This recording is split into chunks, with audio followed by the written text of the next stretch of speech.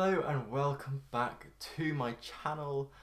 My name is That One Charlie, and today I'm going to be talking about how you can teach yourself an A-level. But first off, I'd just like to say a massive thank you to everyone on my last video. The support on that video has been absolutely crazy, so thank you so much. If you haven't seen it, that's my A-level results video, which you can go watch here. So thank you, honestly, it has been amazing. So if you've just finished your A-levels, or you've decided that you're going to teach yourself a new A-level because you weren't too happy with what you've got before, or you just need a new A-level for some reason, and you're going to teach yourself, here's the advice that I would have for you. So first off, I would say you do not need to buy an online course that's going to charge you £300 just to...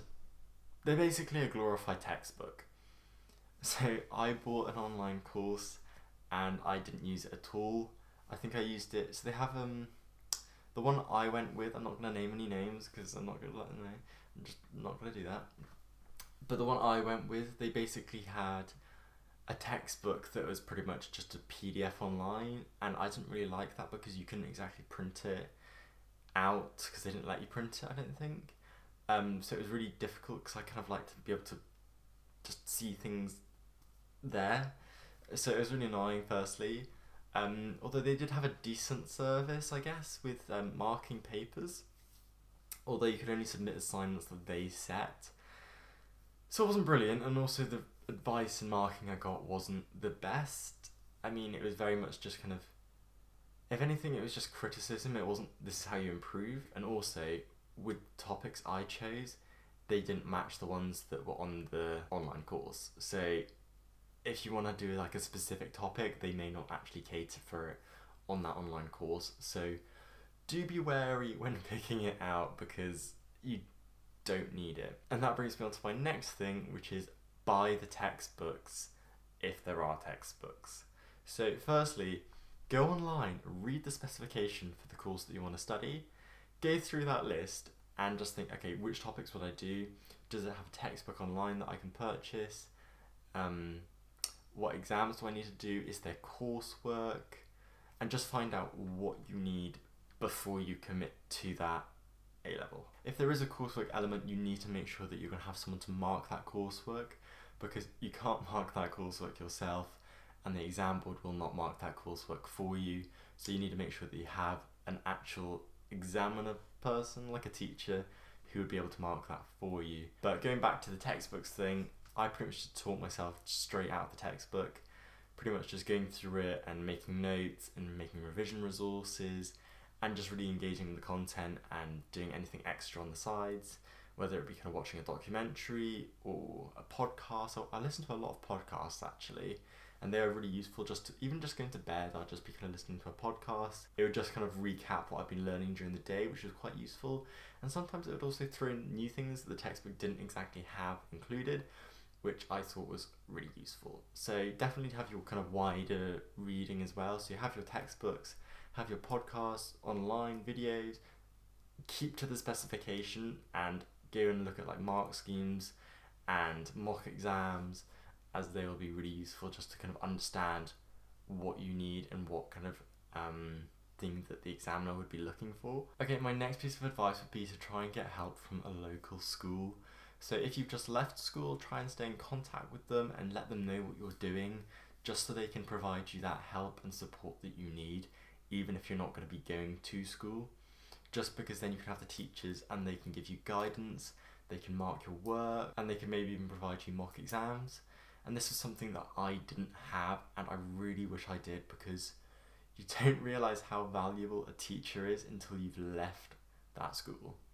Even if they don't teach the course that you want to do, for example, with ancient history, my school didn't do ancient history. So I would probably still go into the history department and been like, would you be able to give me some advice and guidance on how I can do it? Because they'll have probably a better idea than you do about where you're going with everything. So just talk to them, maybe go and meet them at some point and just discuss what you're doing and see how they can help you and guide you in your endeavour. Additionally, with a local school, you want to remain in contact with them just because they can provide you a reference, and a reference is so helpful.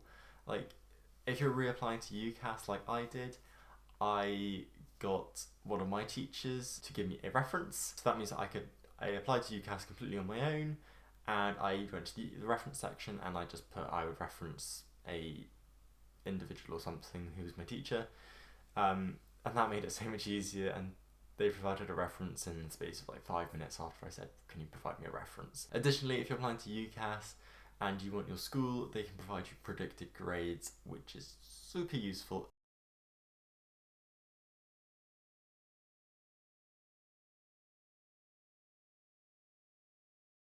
The next thing is that if you're going to undertake an A-level by yourself, you're going to have the motivation to put into your work, because at the end of the day, it's not easy. Like, you're going to have to be working all the time just to make sure that you're engaging and making sure you understand what's going on, making sure that you're writing your essays properly or doing your marks.